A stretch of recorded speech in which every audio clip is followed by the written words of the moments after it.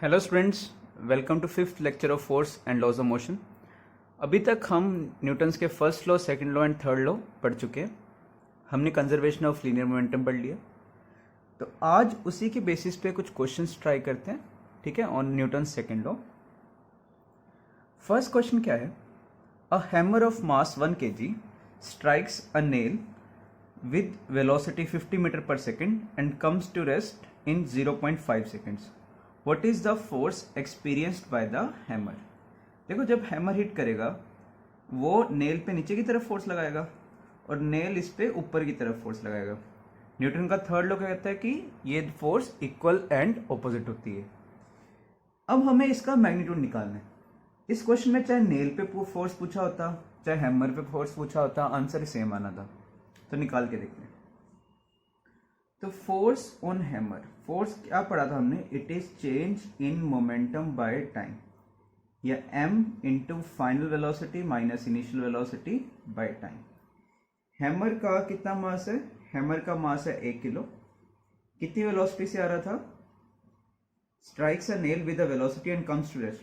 Finally कितनी वेलोसिटी होगी उसकी? 0 माइनस इनिशियली वेलोसिटी कितनी थी? 50। ठीक है, टाइम कितना लगा? 0.5 सेकेंड। तो ये कितना आ गया तुम्हारे पास? 500 न्यूटन का फोर्स लगा होगा। इसने कील पे अगर 500 न्यूटन का फोर्स लगाया है तो कील ने भी इस पे 500 न्यूटन का फोर्स लगाया होगा ऑपोजिट डायरेक्शन में। Next question, a machine gun is mounted on a car on a horizontal frictionless surface, fires 10 bullets per second. If the mass of each bullet is 10 gram and velocity 500 metre per second, ठीक है, find acceleration of the car. Car एक horizontal frictionless surface पे पड़ा है, आगे एक hero भाग रहा है और इसमें विलेन उस पे गोलियां फायर कर रहा है, थोड़ा थोड़ा थोड़ा। कितनी बुलेट्स फायर कर रहा है? 10 बुलेट्स पर सेकेंड। हमें फाइंड करना है find acceleration of the car. देखो, बुलेट्स पे कितना फोर्स लगेगा? जितना बुलेट्स पे आगे की तरफ फोर्स लगेगा उतना ही कार पे पीछे की तरफ फोर्स लगेगा, गन पे पीछे की तरफ फोर्स लगेगा। क्योंकि गन कार पे माउंटेड है, माउंटेड का मतलब कि इसके साथ अटैच्ड है, तो ये पूरे पूरे सिस्टम पे एक फोर्स लगेगा। गन पे तो लगेगा ही, क्योंकि गन इसके साथ अटैच्ड है, तो कार पे भी लगेगा फोर्स। तो ये जो पूरा फोर्स है कार प्लस गन सिस्टम पे लग रहा होगा। हमें फाइंड करना है कितना एक्सेलरेशन ऑफ द कार होगा। पहले हम फोर्स निकालते हैं, ठीक है। तो पहले बुलेट्स पे फोर्स फाइंड करो। बुलेट्स पे कितना फोर्स लग रहा है?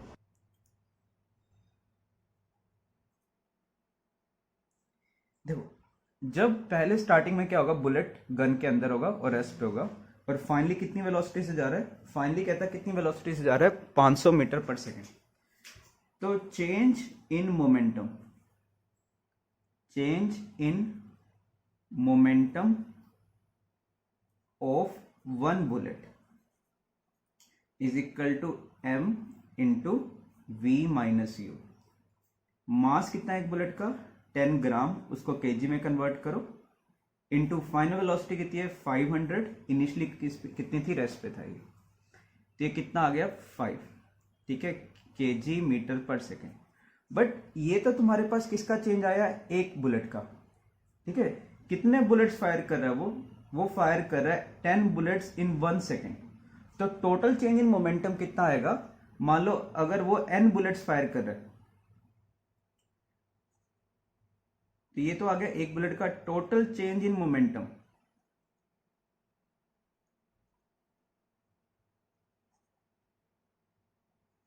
कितने बुलेट्स हैं? 10 बुलेट्स। कितना आ गया? ठीक है, 10 टाइम्स ये। तो टोटल चेंज इन मोमेंटम आ रहा है 50 kg मीटर पर सेकेंड, ठीक है। फोर्स क्या होता है? Change in momentum by time. तो ये ना टोटल चेंज इन मोमेंटम आएगा, एक बुलेट का नहीं लेना। It is total change in momentum by time. Time कह रहा है पर सेकेंड, मतलब 1 सेकेंड। तो कितना फोर्स आ गया उस पर? 50 kg metre per second square, या 50 न्यूटन। बुलेट्स पे इतना फोर्स आगे की तरफ लग रहा होगा और कार पे इतना फोर्स पीछे की तरफ लग रहा होगा। तो what is the acceleration of the car? Car plus machine gun, इन दोनों का कंबाइंड मास है 2000 kg। तो व्हाट इज एक्सेलेरेशन? एक्सेलेरेशन होता है फोर्स बाय मास। हमें किसका एक्सेलेरेशन निकालना है? कार का, ठीक है, कार प्लस गन। तो उसका मास लेंगे हम 50 न्यूटन बाय 2000 kg। ये कितना आ गया तुम्हारे पास? ये आ गया 1/40। ठीक है, कर लोगे इसको सॉल्व? ये तुम्हारे पास कितना आना चाहिए? इसको लिख सकते हो 100 इसको हम लिख सकते हैं 10/4 इंटू 10 की पावर -2 या 2.5 इंटू 10 की पावर -2 या 0.025। ठीक है, ये तुम्हारा आंसर आ गया। नेक्स्ट क्वेश्चन क्या कह रहा है? A machine gun fires bullets of 40 gram with a velocity of 1200 metre per second. The man holding it can exert a maximum force of 144 Newton on the gun. The number of bullets he can fire per second. तो जब तुम gun में से bullets fire करोगे, machine gun में से bullets fire कर रहे हो, तो हमने पढ़ा था अभी गन पीछे की तरफ रिकॉइल होता है, इस पे आगे की तरफ फोर्स लगता है, गन पे पीछे की तरफ फोर्स लगता है। अब जो पर्सन इसे पकड़ रखा, जिसने इस गन को पकड़ा होगा, वो क्या होगा? अगर वो इस पे फोर्स ना लगाए तो गन से पीछे की तरफ भाग आएगा। तो जितना फोर्स गन पे लग रहा है उसको बैलेंस करने के लिए, ताकि गन तुम्हारा स्टेशनरी रहे, तुम्हें भी उतना ही फोर्स गन पे लगाना पड़ेगा, ताकि तुम्हारे हाथ में ऐसे स्टेशनरी रहे, नहीं तो ऐसे गन पीछे की तरफ आ जाएगा।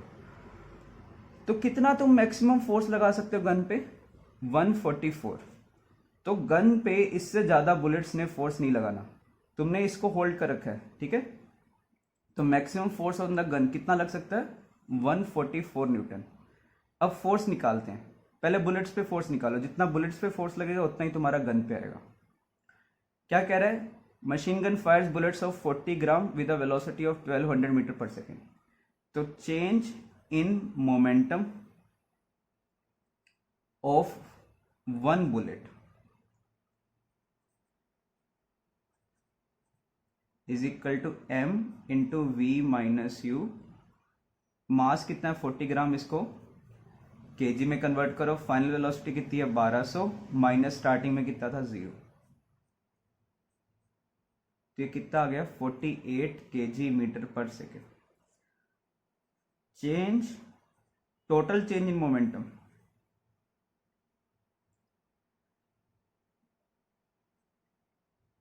Of n bullets. अगर n बुलेट्स वो फायर करता तब टोटल चेंज कितना आना था? n times 48। ठीक है, फोर्स कितना आ गया? Force is change in momentum, total change in momentum by time. ठीक है, कितने कहता है? Find the number of bullets he can fire पर सेकेंड। तो टाइम कितना कह रहा है वो? 1 सेकेंड। और ये जो फोर्स बुलेट पे लगेगा इतना ही फोर्स गन पे लगेगा। अगर तुम्हें गन को स्टेशनरी रखना है तो तुम्हें इस पे फोर्स आगे लगाना पड़ेगा गन पे। और मैं मैक्सिमम कितना फोर्स लगा सकता हूं? 144। तो बुलेट्स गन पे अगर पीछे की तरफ 144 से ज्यादा फोर्स लगा देंगे, तुम इसे होल्ड करके नहीं रख सकते। ठीक है, तो ये मैक्सिमम कितना फोर्स हो सकता है? 144। इससे n का वैल्यू कैलकुलेट कर लो।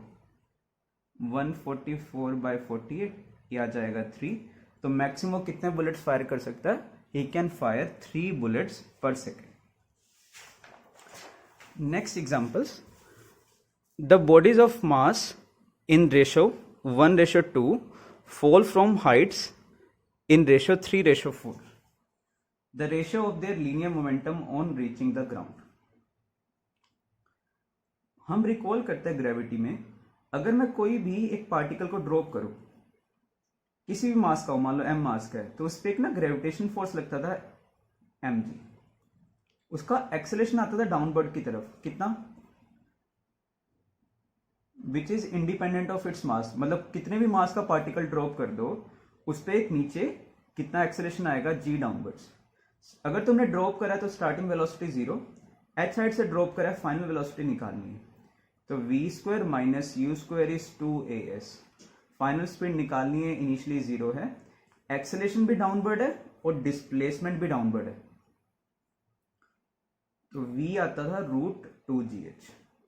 तो अगर एक पार्टिकल को मैं एच साइड से ड्रॉप करूं, उसकी स्पीड होगी √2gh। तो इसका मोमेंटम कितना होगा पार्टिकल का? It will be m into v, that is m times √2gh। हमें दोनों पार्टिकल्स के मोमेंटम का रेशियो निकालना है। तो पहले का m1 into √2gh1 upon m2 into √2gh2। √2g ये कट गया, ये आ गया m1 by m2 root of h1 by h2। Mass का रेशियो कितना है तुम्हारे पास? मास का रेशियो इज 1:2 एंड हाइट्स का रेशियो कितना है? 3:4। तो ये कितना आ गया? √3/4 या √3:4। ठीक है, ये हमारे पास मोमेंटम्स का रेशियो आ गया √3:4। Next, air is coming out of the balloon with speed 3 metre per second at the rate of 2 kg per second. Find thrust. Thrust मतलब उस पर जो फोर्स लगता है, हमें वो फाइंड करना है। Thrust means force.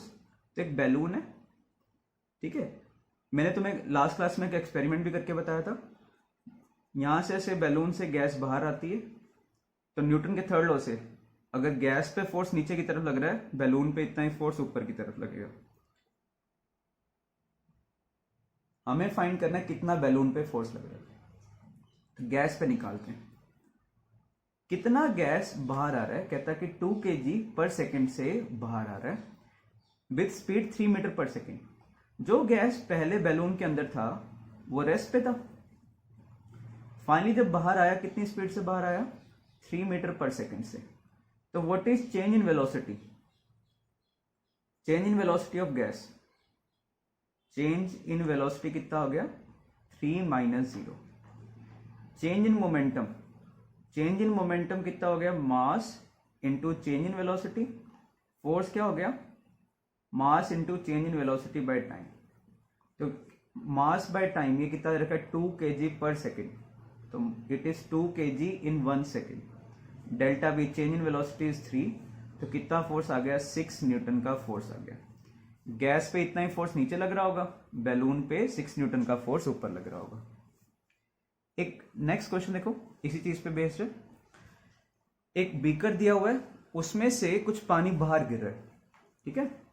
किस रेट से बाहर आ रहा है? 1.5 kg per second with a speed of 4 metre per second. तो यहां पे जो पानी था उसकी वेलोसिटी थी 0, बाहर जैसे ही आया उसकी वेलोसिटी होगी 4 metre per second.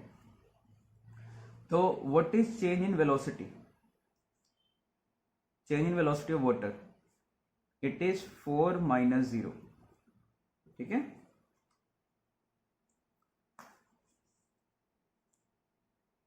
Change in momentum, mass into change in velocity. Force कितना मास पर सेकंड दिया हुआ है? It is 1.5 kg in 1 second. Change in velocity हो गया 4। तो कितना फोर्स आ गया? ये आ गया 6 न्यूटन। पानी जो बाहर आ रहा है इस पे इस साइड फोर्स लग रहा होगा, बीकर पे पीछे की तरफ फोर्स लग रहा होगा। इसके बाद अब हम नया टॉपिक स्टार्ट करते हैं, which is normal force and tension. तो सबसे पहले पढ़ते हैं normal force. What is normal force? जैसे एग्जांपल लेते हैं, a block is placed on the table, ठीक है। एक ब्लॉक को हमने टेबल के ऊपर रख रखा है। अब ब्लॉक नीचे क्यों नहीं गिरता? वहीं पे क्यों पड़ा रहता है? तुम जैसे चेयर पे बैठे हो, तो तुम चेयर पे क्यों बैठे रहते, नीचे क्यों नहीं गिरते, जबकि तुम्हारे ऊपर तो नीचे ग्रेविटेशन फोर्स लग रहा है। तो इसका हम पहले एक बार समझते हैं कि इस पर फोर्सेस क्या क्या लग रहे हैं। इस पे एक तो ग्रेविटेशन फोर्स लग रहा है नीचे की तरफ। अगर ये ब्लॉक नीचे नहीं आ रहा, मतलब वहीं पे रेस्ट पे है, तो ये इसका क्या मतलब है कि ये इक्विलिब्रियम है। इक्विलिब्रियम मतलब रिजल्टेंट फोर्स 0 या कोई भी अनबैलेंस फोर्स नहीं है। तो दूसरी इस पे कौन सी फोर्स लग रही है? तो जब ब्लॉक इसके ऊपर पड़ा हुआ है तो ये नीचे टेबल को नीचे की तरफ पुश करता है, टेबल इसे ऊपर की तरफ पुश करता है। इस फोर्स को हम बोलते हैं नॉर्मल फोर्स, ठीक है। क्योंकि ये ब्लॉक इक्विलिब्रियम में है तो टेबल ने इसको बैलेंस करने के लिए एक कोई फोर्स ऊपर की तरफ लगाया होगा ब्लॉक पे,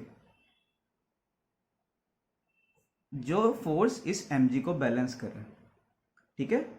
इसका मैग्नीट्यूड इसके बराबर होगा बट इसके ऑपोजिट डायरेक्शन में आ रहा है। This force is exerted by the table on the block in upward direction and block यही फोर्स टेबल को किस तरफ लगा रहा होगा, नीचे की तरफ। जैसे मैंने पेन नोटबुक पे रख रखा है, ठीक है, नोटबुक पेन पे किस तरफ फोर्स लगा रही होगी, ऊपर की तरफ। पेन नोटबुक को किधर पुश कर रहा है, नीचे की तरफ। और इसका जो डायरेक्शन होता है, इसका डायरेक्शन कैसे होता है, it is in normal direction. Normal क्या होता है, देखो एक तरह से लाइन है, लाइन का तो हम कहते हैं परपेंडिकुलर, ठीक है, ये लाइन है, ये लाइन का परपेंडिकुलर हो गया। जब सरफेस हो, सरफेस जैसे ये पूरा ये नोटबुक का सरफेस हो गया, इसका जो परपेंडिकुलर होता है इसको बोलते हैं normal. Perpendicular to a surface is called normal. तो ये जो फोर्स है हमेशा परपेंडिकुलर डायरेक्शन में ही एक्ट करता है, that is by it is called normal force. This force acts in direction perpendicular to the surface, that is why it is called normal force. A force that acts on a surface in a direction perpendicular to the surface is called normal force. It is a contact force. ये दो चीजें जब contact में आती हैं, जैसे मेरा हाथ और मान लो ये नोटबुक कांटेक्ट में आ रही है, तो इनमें जो फोर्स लग रहा होगा that is called normal force. Normal force pushing force है, ये पुश करता है। ब्लॉक टेबल को नीचे पुश कर रहा होगा और टेबल ब्लॉक को ऊपर की तरफ पुश कर रहा होगा। Next is free body diagram. What are free body diagrams? Free body diagrams are used to show the magnitude and direction of the all the forces acting on the body. जैसे इस block पे क्या क्या forces act कर रहे हैं, एक तो ग्रेविटेशन फोर्स एक्ट कर रहे हैं, एक टेबल ने इसको ऊपर की तरफ फोर्स लगाया, ये टेबल पे नीचे लगा रहा है। बट ये ध्यान रखना, जो फोर्स मान लो ये ब्लॉक जो फोर्स टेबल पे लगा रहा है वो इसके फ्री बॉडी डायग्राम में नहीं बनाते। फ्री बॉडी डायग्राम में कौन सी फोर्सेस लगा रही हैं, जो इसके ऊपर एक्ट कर रही है, ना कि ये जो लगा रहा है। तो ये ब्लॉक पे कौन कौन से फोर्सेस लग रहे हैं, एक तो नीचे ग्रेविटेशन फोर्स, एक टेबल ने इस पे कोई फोर्स लगाया और कोई फोर्स नहीं। तो free body diagrams are diagrams used to show the magnitude and direction of all the forces acting, all forces acting on the body and not applied by the body. ये बहुत important है। Steps to draw FBD. Free body diagram कैसे बनाते हैं, और ये बहुत helpful रहेगा हमारे लिए। पहले क्या कहता है, draw a diagram of the system, determine all the forces that are acting on the body, determine the direction in which each force is acting on the object in the system. ठीक है, जैसे for example ये 2 kg का block है, हमें इसका free body diagram बनाना है। ठीक है, जैसे ये सरफेस है।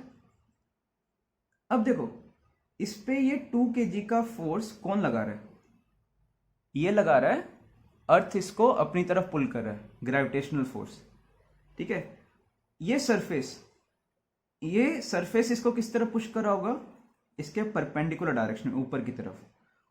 तो ये इसका फ्री बॉडी डायग्राम हो गया।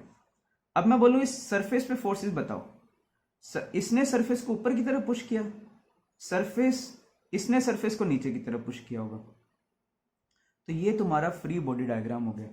तो 2 kg ब्लॉक का अगर मैं बोलूं सिर्फ 2 kg वाले का फ्री बॉडी डायग्राम बनाओ, ये वाला फोर्स क्या 2 kg ब्लॉक के फ्री बॉडी डायग्राम में आएगा?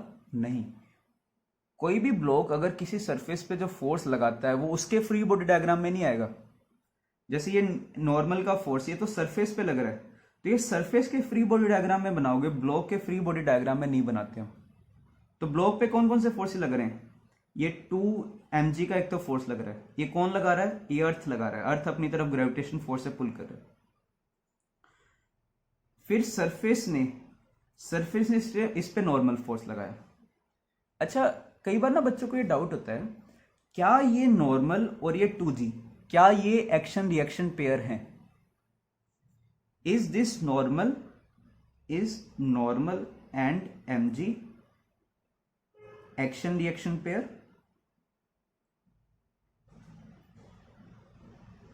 बहुत से बच्चों ने यस आंसर किया होगा। Answer is no. कभी भी action reaction pair same body पे एक्ट नहीं कर सकता। ये बहुत इंपॉर्टेंट पॉइंट है। Action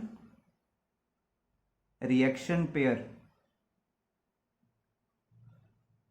can not act on the same body या सेम पॉइंट।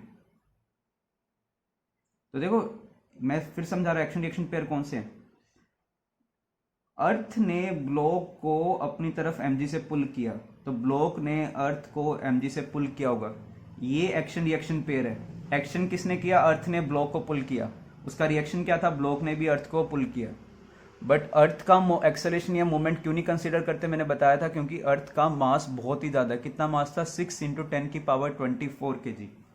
अच्छा, ये नॉर्मल किसने लगाया, ये अर्थ की सरफेस के साथ एक कांटेक्ट में था, तो अर्थ की सरफेस ने ब्लॉक को ऊपर पुश किया, इसने ब्लॉक ने सरफेस को नीचे की तरफ पुश किया, ये एक्शन रिएक्शन पेयर है। तो normal and 2G these are not action reaction pair, ठीक है। It is a important point, action reaction pair can not act on the same body. ये ग्रेविटेशनल फोर्स है, ठीक है, ये नॉन कॉन्टैक्ट फोर्स है, ये कॉन्टैक्ट फोर्स है। कैसे एक्शन रिएक्शन पेयर हो सकते हैं, ये 2G लगा कौन रहा है, ये तो अर्थ इसको पुल कर रहा है, तो ये अर्थ को पुल करेगा, ठीक है। दो मासेज हैं, कोई भी दो m1 m2 मास है, एक दूसरे को अपनी तरफ अट्रैक्ट करते हैं ड्यू टू ग्रेविटेशनल फोर्स, ये एक्शन रिएक्शन पेयर है। ये नॉर्मल के साथ एक्शन रिएक्शन पेयर नहीं है। तो मैं बोलूं कि भाई ये नॉर्मल मुझे फाइंड करके बताओ, तो हमने सारे स्टेप्स बनाए। पहले हमने बॉडी का सिर्फ एक डायग्राम बनाया, हमने 2 kg ब्लॉक का, फिर उस पर सारे फोर्सेज जो जो लग रहे थे, कौन कौन से लग रहे थे, एक mg लग रहा था, एक नॉर्मल, फिर उनकी हमने डायरेक्शन बना दी। अब इसका यूज कैसे करेंगे, मुझे दिख रहा है कि ब्लॉक रेस्ट पे पड़ा हुआ है, मतलब इसका एक्सेलरेशन 0 है, तो इस पे जो रिजल्टेंट फोर्स है वो 0 होना चाहिए। तो जितना ऊपर की तरफ फोर्स लग रहा है उतना इस पे नीचे की तरफ फोर्स लगना चाहिए। ऊपर की तरफ कितना फोर्स है, नॉर्मल, नीचे की तरफ फोर्स कितना है, 2G, ठीक है, ये दोनों आपस में बराबर होने चाहिए। तो नॉर्मल का मैग्नीट्यूड 2G के बराबर है, बट ये एक्शन रिएक्शन पेयर फॉर्म नहीं हो रहे। या तुम ऐसे भी लिख सकते हो, भाई इसका एक्सेलरेशन 0 है, तो normal minus 2G is equal to mass into acceleration. Acceleration is 0, तो नॉर्मल कितना आ गया, 2G। हम डायरेक्ट करा करेंगे, अगर किसी बॉडी का रिजल्टेंट फोर्स 0, कोई बॉडी एक्सेलरेशन 0 है या रेस्ट पे पड़ा है, ठीक है, उसका कोई एक्सेलरेशन नहीं हो रहा, तो क्या करेंगे, उस पर नेट फोर्स 0 होना चाहिए। जितना ऊपर के फोर्स है उतने डाउनवर्ड फोर्स, जितना आगे का फोर्स है उतना ही पीछे।